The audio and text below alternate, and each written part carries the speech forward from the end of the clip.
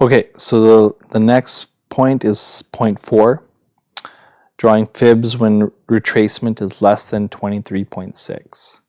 So I'm just going to show you a couple quick examples here. It's really when price is dropping really quickly.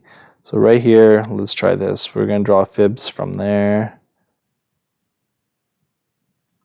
So you see this is point A, this is point B. Let me draw you an arrow. So when you start from point A and the retracement is, so this is from point A to point B, retracement went to 23%. So why I wanted to talk about 23%. So I said this before. So when price comes to 23%, most likely price is going to continue down rapidly, and that's what it did. What you can do is just move fib to the next level. Here you can see it came all the way to 0%. The retracement again was so weak that it just continued down. So you can just move fibs to the next level. Again, see, there was barely any retracement, and this is what happens when price is dropping really quickly.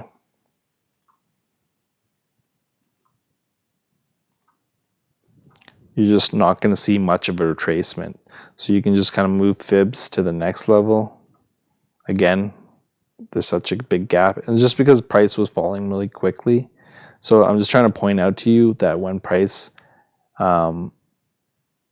doesn't retrace, like this first example here, when price doesn't retrace enough, like it doesn't break 23%, price is just going to quickly continue downwards, and that's what it did. Let me try to find another example for you.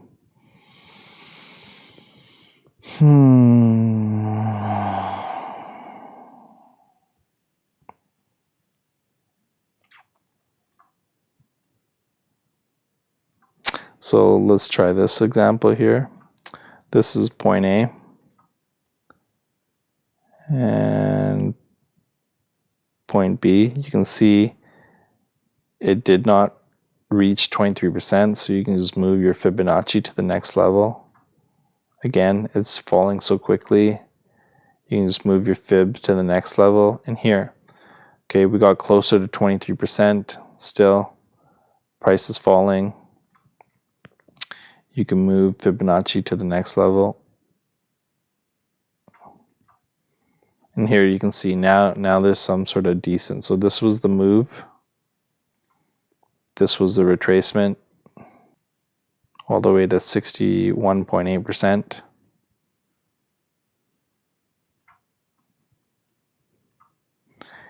And then it continued down from here.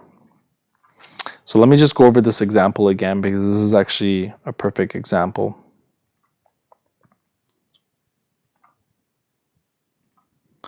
So when, say you're measuring fibs here, so you're going from point A to point B, we're measuring the retracement to 61.8, take profit 3 was hit, great. Now you're going to measure the next Fibonacci level, say from here, but say you drag it to this point here. See how the retracement is so weak that it barely went up, and it did not reach 23%. So I just want you to move your Fibonacci to the next level. So now we're measuring from here. We can see that, 1 second, I'm going to stretch it over. We can see that price came up here.